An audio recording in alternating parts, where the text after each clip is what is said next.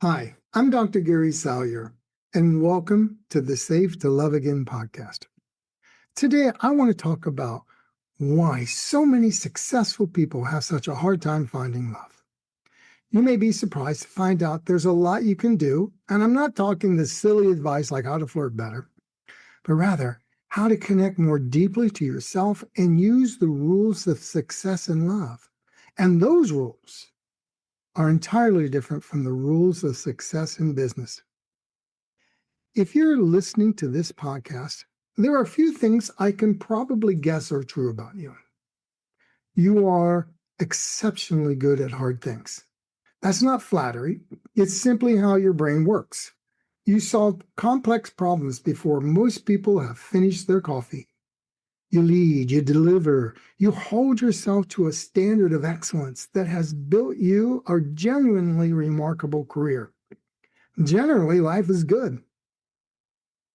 But somewhere in the middle of all that competence, there's this other thing that crops up way too often. It shows up when you close the laptop at 6:30 p.m. or when the meetings end and the performance pressure lifts. Maybe it shows up when you're online swiping left, or perhaps on an actual date with someone who matters to you, and for reasons you cannot fully explain, things begin to fizzle. Or a marriage starts to unravel, and you don't understand why. And you begin to think, how can I close the deal so effortlessly at work, but I can't get close to someone when it matters? It's so frustrating when the tools that have benefited you so much just aren't working as well in your relationships. Because you see, love works differently than success. You can't optimize your way into real intimacy. You can't discipline yourself into feeling safe with someone. You can't achieve your way to being more truly loved. Simply put, the strategies that work to build success don't always apply to your relationships. Love simply doesn't work that way. And the fact that you've tried doesn't mean you're broken. It means you're applying a brilliant mind to a problem that doesn't respond to that type of intelligence. When it comes to love, simple willpower and discipline won't work. Love works differently, and no one has shown you the difference. I know because I've been there, and I have lived through that same contradiction more times than I care to admit. Because if anyone should have figured this out, I should have. I spent years and years studying how to succeed in relationships, and the only result I got was 2 divorces and way too much heartbreak. But as much as I'm a testimony of how to do that the wrong way, the hard way, I did get there. These days, I'm married to the love of my life, and waking up beside her is like Christmas morning every single morning. So here's what I eventually figured out, and it's the reason this show exists. The problem was never your effort. It was never your intelligence or your commitment or how hard you were willing to work. The principles that built your success, discipline, focus, pushing through, it's not just that they don't work when it comes to love. It's that those skills can actually work against you. And that makes no sense at all to a brain wired for achievement. And so, you keep doing more of what you know, and you begin to wonder, what am I missing here? If a light bulb just went off inside you and you heard a voice saying, yes, that's exactly it, you're in exactly the right spot. So how did a guy with a PhD become twice divorced? I grew up watching the adults around me make a total mess of love, and that's saying it lightly. At family gatherings, I always noticed how mean my uncles were to my aunts, my favorite aunts.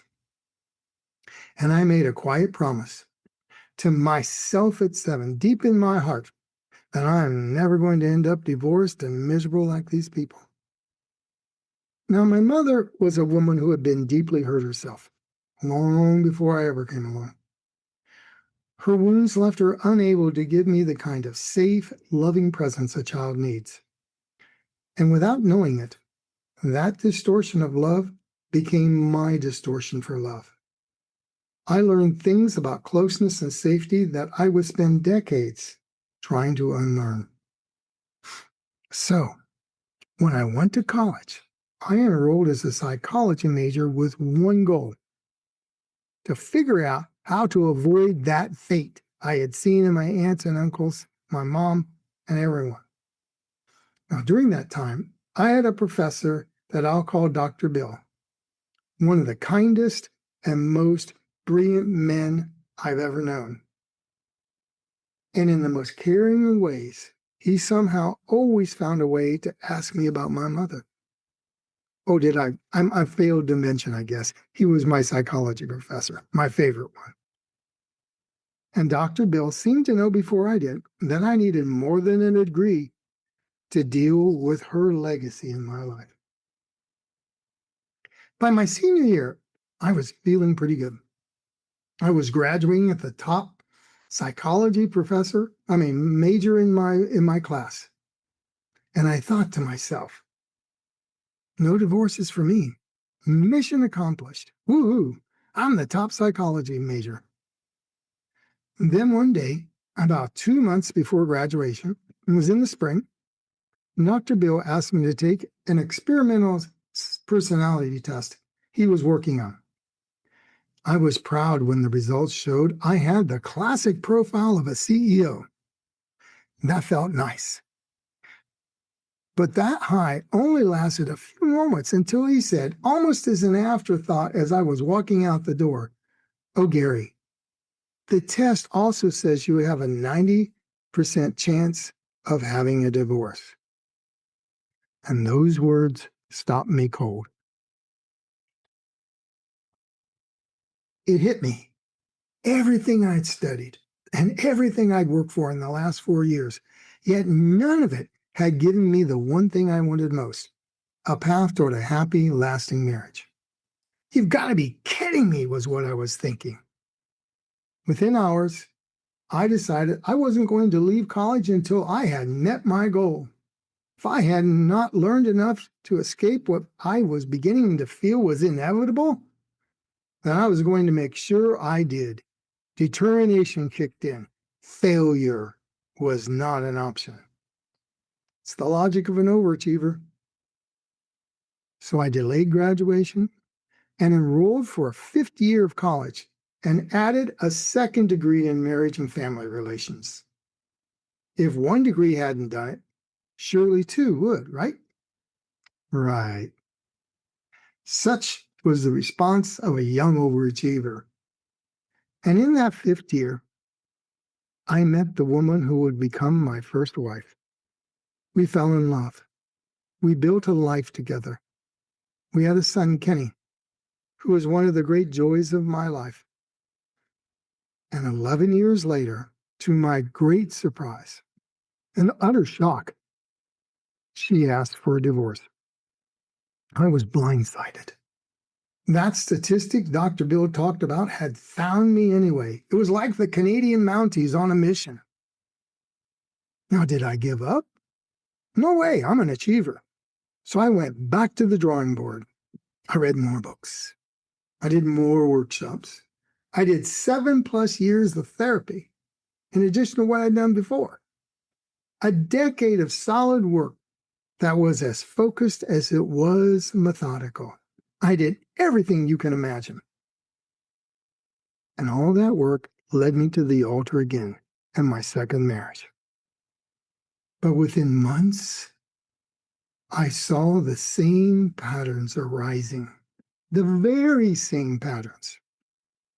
Except this time, and this is the part that really got me, it was coming from her.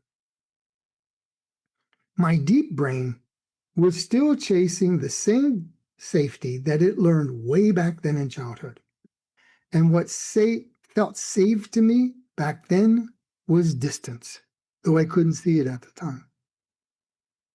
After all those years of therapy, I knew better than to create distance myself. I cleared all that stuff up. But the part of me that was running my security department knew it too. So my brain found a partner who would do the honors for me. While I consciously wanted closeness and love, some other part of me was still quietly seeking distance. At a conscious level, much had changed. But at a deeper level, not so much. 4 years later, I was divorced again. The night she moved out, while sitting alone, I had the biggest WTF moment of my life. Looking at an empty house with no furniture except for one little small light, I kept thinking, I'm twice divorced. After all that work and learning, this can't be happening. And after 14 years, total years of therapy, I was tired of being given a label when what I wanted was to feel loved. I was bone weary of cognitive tools to cope and manage my pain and my patterns, when what I wanted was to move beyond my past pain and all those old patterns. I had done everything the self-help world and therapy had told me to do, and there I was, sitting alone again. What finally changed my life wasn't trying harder. It was discovering that I had been trying to solve love, which is primarily an emotional issue, with the wrong part of my brain. And that discovery led me to attachment theory, neuroscience, couples research, NLP, and family constellations work. Those discoveries eventually became the foundation of my book, Safe to Love Again.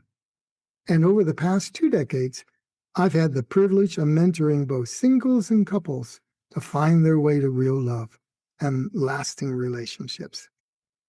Everything I'm about to share with you grew out of that journey. Maybe this sounds familiar. Maybe you wake up at 3 a.m. wondering why you keep ending up in the same relationship with a different face. Or you wonder why the pillow is still empty. And you wonder, is it me or is it them? Because honestly, you can't always tell anymore. You've tried different people, different approaches, sometimes different versions of yourself even. And somehow, some way, you still end up with the same story with a different cast. Or maybe your version is quieter than that. One woman I work with described it perfectly. Describing her 5-year relationship, she confessed to me, "It's starvation for me, but a banquet for him." She had given everything, her time, her energy, her sense of self, to a relationship that never gave back. And now she was burned out on love entirely. And underneath all of it, whether you're the high achiever who can't figure out why this one thing keeps defeating you, or the person who has simply given too much, too often, for too long, the question is usually the same. Am I broken when it comes to love? Now, I want to answer that question right now. No, absolutely not. You are not broken. However, some old emotional learning about love is running in the background that was never updated. And that's a very different problem than we normally face in our professional life. And it has a very different solution. After everything I've been through, I eventually figured out that love has its own distinct rules, and they are nothing like the rules that made me successful in my career. In fact, the rules that work brilliantly in business or in getting a degree will quietly sabotage you in love almost every single time. So here are the 4 things I wish someone had told me at the beginning. Rule 1. Love lives in a different part of your brain than success does. So I want to get something clear here. Your career runs in your higher logical cortical brain, the thinking, planning, and strategizing brain. But love runs in something much older and much deeper. It's in your limbic brain. That's your feeling and bonding brain.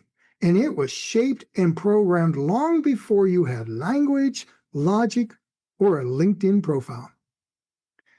Those two parts of your brain don't speak the same language, which means you can be brilliant upstairs and completely lost downstairs, which is exactly what I was.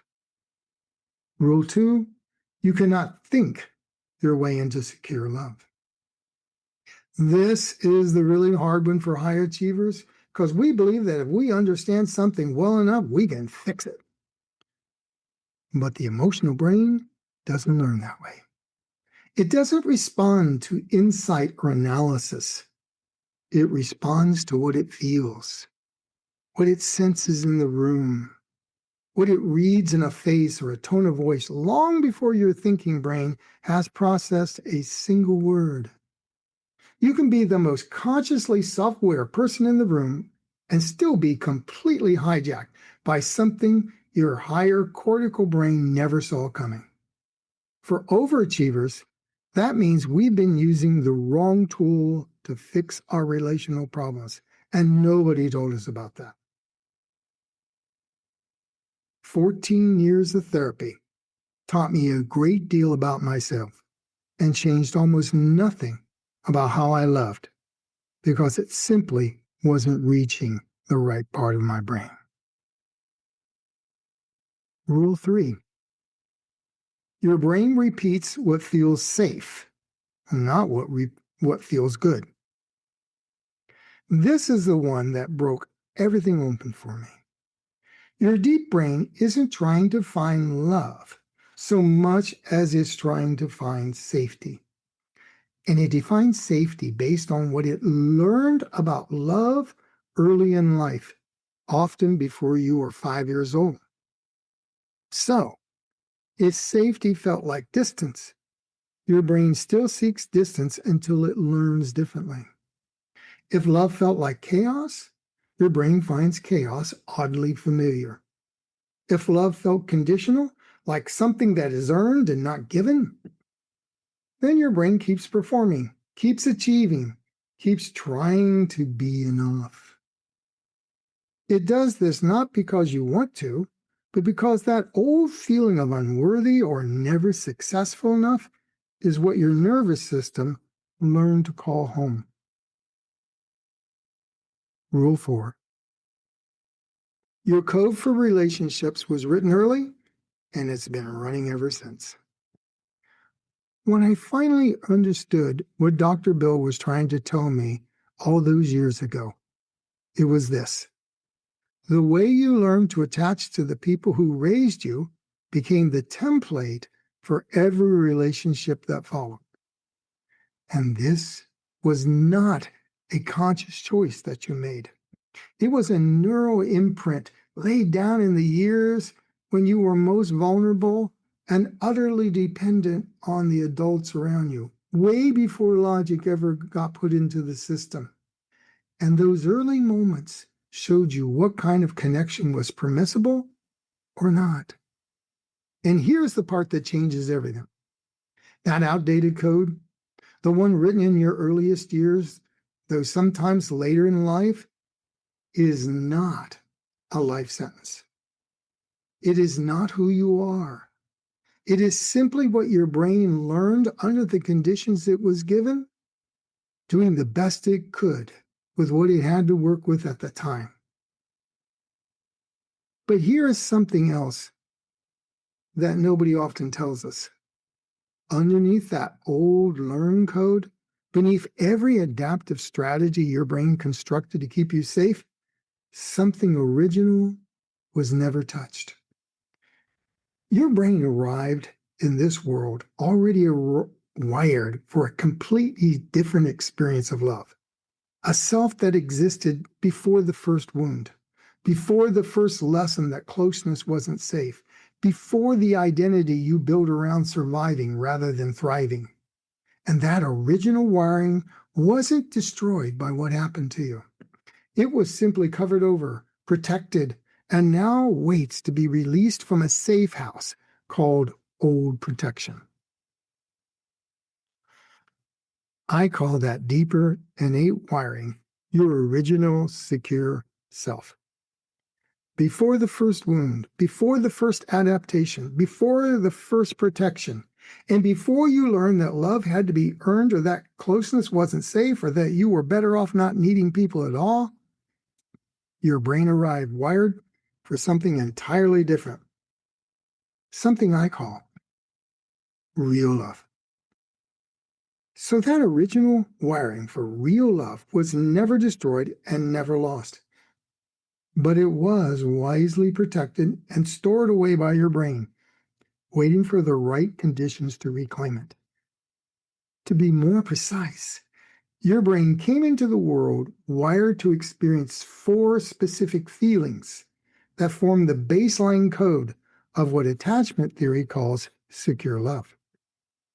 You came into the world expecting to be welcomed with joy, not tolerated, but welcomed with actual joy. You were wired to feel worthy and nourished enough to reach out for what you need and get an attuned, timely response back. Your default setting is to feel cherished and protected within a loving we. You get to be a cherished me inside a protecting and supporting we. And you were wired to feel embodied with both, or empowered with both choice and voice.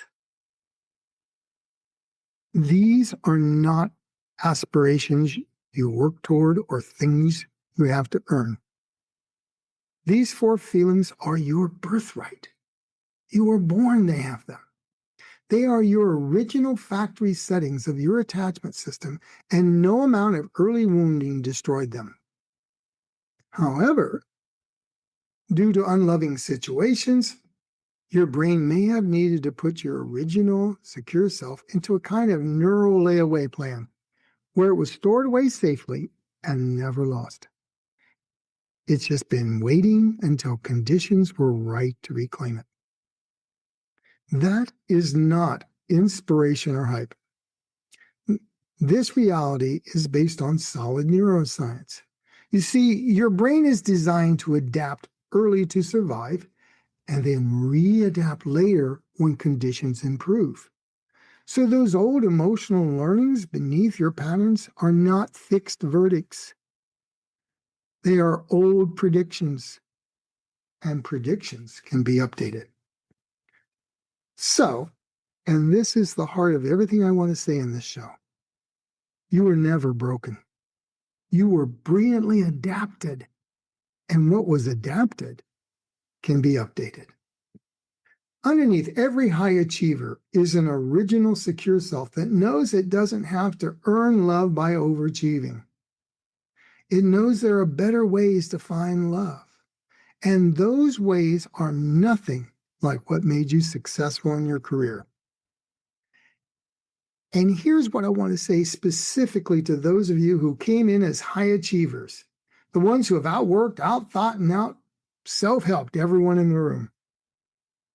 Your original secure self isn't something you build. It's something you reclaim. That distinction matters enormously for people like us. We are wired to achieve our way to results. But finding your secure self isn't so much an achievement as it is a return to what's already there. And here's the bigger truth. The problem isn't your intelligence, diligence, or determination.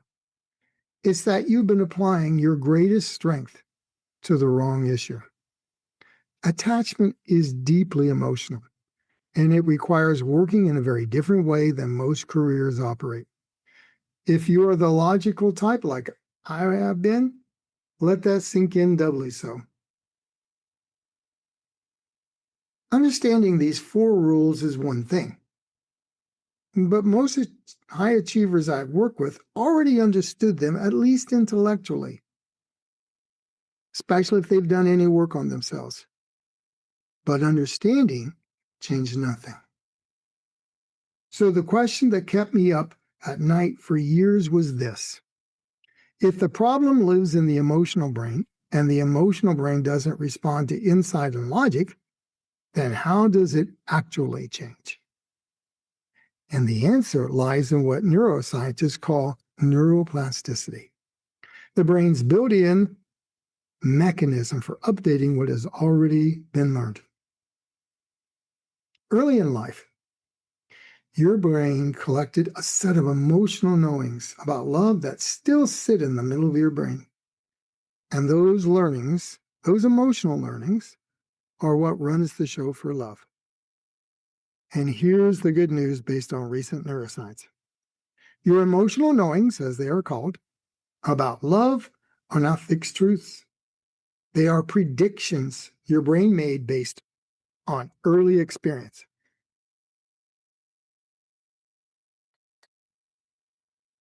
And those predictions can be revised when your brain encounters something that generally contradicts what it explains.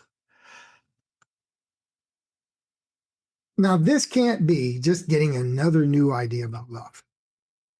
A new idea and $5 just might get you something at Starbucks. What changes things, what transforms things, is having a new felt experience of love delivered at the emotional level, where the original emotional learning lives. This is why cognitive therapy and self-help books move the needle so little for so many people. They deliver new information to the higher cortical thinking brain, but the deeper emotional brain learns differently. It learns through felt experience, through new emotional events, and through moments of genuine connection that land below the level of thought. When the deep emotions change, and only when they change, it shows your bonding brain that a different deal with love is available now. And that distinction between understanding the problem logically and giving your brain a new emotional experience that revises it at the source, that is what changed everything for me personally. This new way of being guides me with every client I work with, and it will guide me in this podcast. And all of that is why I say you cannot outwork a brain that learned love wasn't safe. Let me say that again. All of that is why I say you cannot outwork a brain that learned love wasn't safe. But you can give the brain new emotional learnings. And that is precisely what this show is built to help you do. Because the brain that learned love wasn't safe can change when we work with it at the right level, with the right kind of experience. That's not wishful thinking, that's neuroscience. Now, I want to leave you with something to sit with. This isn't homework, it's just a little question. The version of you that keeps things at a safe distance or works twice as hard as it needs to make love happen, or chooses partners who need fixing instead of partners who can actually meet you, that version of you was not a failure. Never a failure. Underneath every such pattern is an old safety response, a wise, brilliant, protective, adaptive response to conditions that required it back then. And honestly, it got you here to this moment. But this is now, not then. This is now, not then. So here's the question I want you to carry with you. If that version of you isn't who you are, but only who you had to become to survive, who might you become if you no longer needed those old protective strategies? What would love feel like if your brain believed it was actually safe to open up? And what would you reach for if you genuinely believed you were worthy of the whole meal and not just the crumbs?